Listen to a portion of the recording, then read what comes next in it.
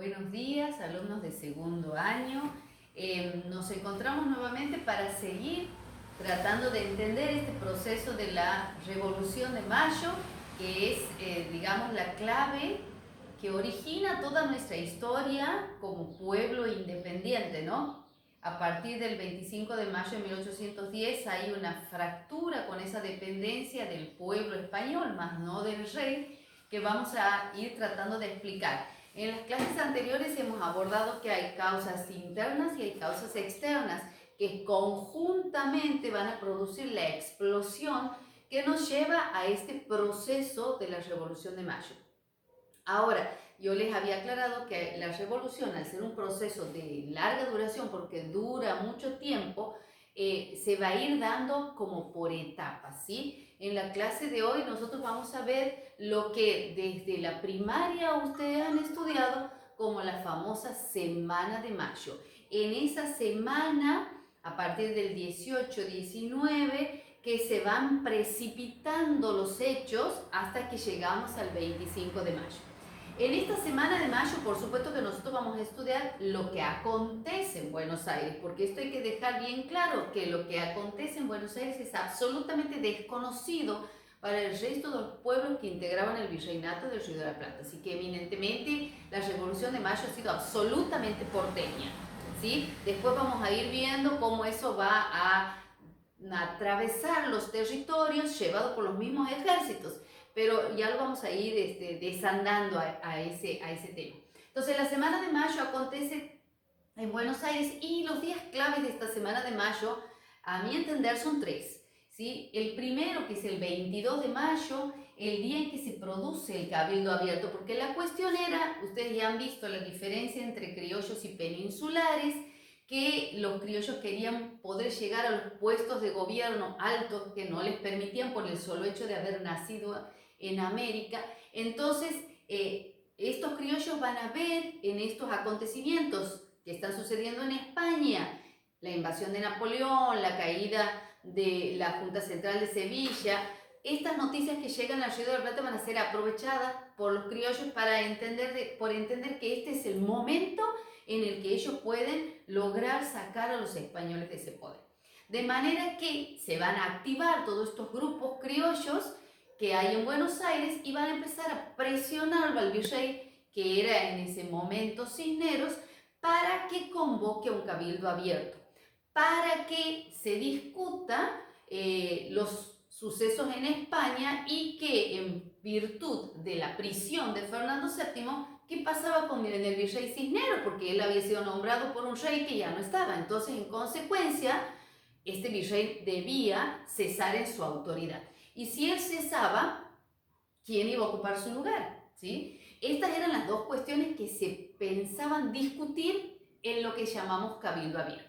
Si el Cabildo Abierto, ustedes saben que todas las ciudades digamos, de las fundaciones realizadas por los españoles tenían como principal órgano de gobierno el Cabildo. Ahora, ¿qué es un Cabildo Abierto? Es una reunión especial que cuando acontecía algún problema de mucha importancia para la ciudad, se tenía por costumbre convocar a la parte más sana y principal del vecindario. ¿Esto qué quiere decir? ¿Que el resto era enfermo? No, no, no. Cuando hablamos de sana y principal nos referimos a las clases altas que conformaban los habitantes de la élite que vivían en la ciudad. De manera que a este cabildo abierto no es tan abierto en el sentido de que todos pueden participar, sino simplemente estos sectores altos de la sociedad. Por supuesto que ante la presión de los hechos, el virrey va a convocar ese cabildo abierto, van a repartirse pocas invitaciones y de las cuales pocos, menos de los invitados, van a asistir a este cabildo. En este cabildo se va a discutir lo que yo ya he dicho recién y se van a ver los dos bandos, ¿sí? Los bandos de los españoles y el bando de los criollos. Obviamente los españoles defendiendo a muerte que continúe Cisneros en su función, y en esto se va a destacar mucho el obispo de Buenos Aires, don Benito Luey Riega, que va a ser bien terminante y va a decir: mientras no exista, digamos, deje de existir un español, el español va a seguir gobernando en América. Y por el otro lado vamos a tener a los criollos que van a ir defendiendo la idea de que si el rey no está, el virrey no debiera seguir. Entonces el poder vuelve al pueblo y entonces el pueblo es quien elige una nueva autoridad. Bueno, estas discusiones se prolongaron mucho durante el 22 de mayo. Luego el 23 se produjo a altas horas de la noche la votación, el día 23 se produjo el escrutinio y el resultado fue que todos o la mayoría había sostenido que el virrey debía cesar en el mando. Entonces, que el cabildo debía hacerse cargo del poder y por lo tanto elegir una nueva junta. Una junta que gobierne al igual de las juntas que estaban dándose en España. Y el 24 de marzo ahí viene la otra cuestión que yo le llamo el día de la contrarrevolución, porque efectivamente va a surgir una junta, pero va a estar presidida por el mismo ex virrey, que ahora en vez de ser virrey es presidente de una junta. Entonces, esta es contrarrevolucionaria porque los revolucionarios querían sacarlo al virrey del poder. Y aquí lo ven apareciendo, pero como presidente de una junta. Era como una burla. Entonces, el 25 de mayo directamente las milicias que hemos visto nosotros que se habían conformado en la época de las invasiones inglesas van al frente con Saavedra, se van a presentar a hacer presión en este cabildo para la disolución de esa junta contrarrevolucionaria y para la constitución de una verdadera junta que representara las ansias de los grupos criollos y la presión militar que ejercían las milicias. Y es ahí donde se produce el nacimiento de lo que siempre hemos estudiado como la primera junta de gobierno, que en realidad, si venimos viendo, no es la primera, es la segunda, ¿sí? La primera con criollo, pero la segunda en haberse conformado. Entonces, a esta primera junta de gobierno, en realidad, el nombre completo es Junta Provisional, porque iba a durar por un tiempo, gubernativa, a nombre de Fernando VII. Quiere decir que el 25 de mayo nosotros nos liberamos del español que nos gobierna, pero no del rey, que aún estando prisionero, nosotros, la junta que se constituía con criollos, era a nombre de ese rey Fernando VII. Por lo tanto, el 25 de mayo hablamos de libertad del pueblo español, mas no de independencia todavía. Son dos cosas diferentes.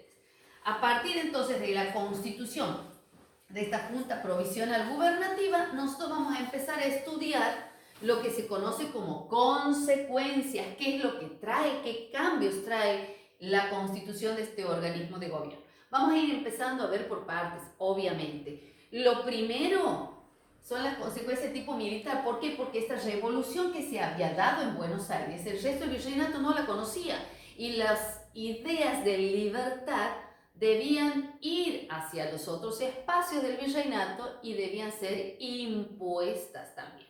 De manera que se va a generar una serie de expediciones militares hacia los puntos como más fuertes dentro del virreinato.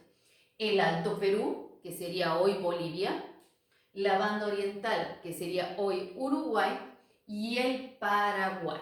Esas expediciones militares van a salir desde Buenos Aires y el objetivo va a ser que acepten a este gobierno y que le juren fidelidad, obviamente, a este gobierno. Pero ya vamos a ver que eso en realidad no va a suceder tan así.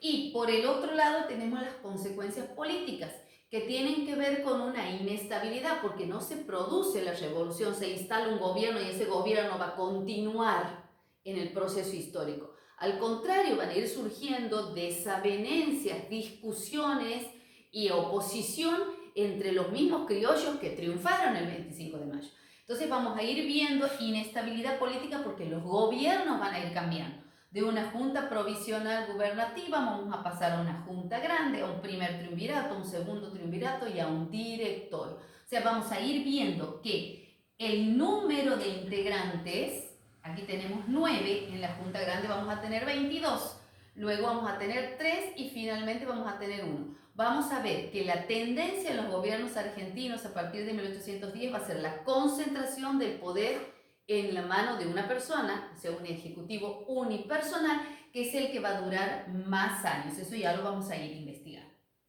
¿Cuál va a ser la tarea concreta? Primero, hacer la transcripción, como siempre, a las carpetas de lo que está escrito en la pizarra. Luego, precisar la definición de cabildo abierto y segundo, trabajar con la lectura de los textos que yo ya les voy a mandar PDF y se los voy a subir a la plataforma de las páginas 40, 41 y 43.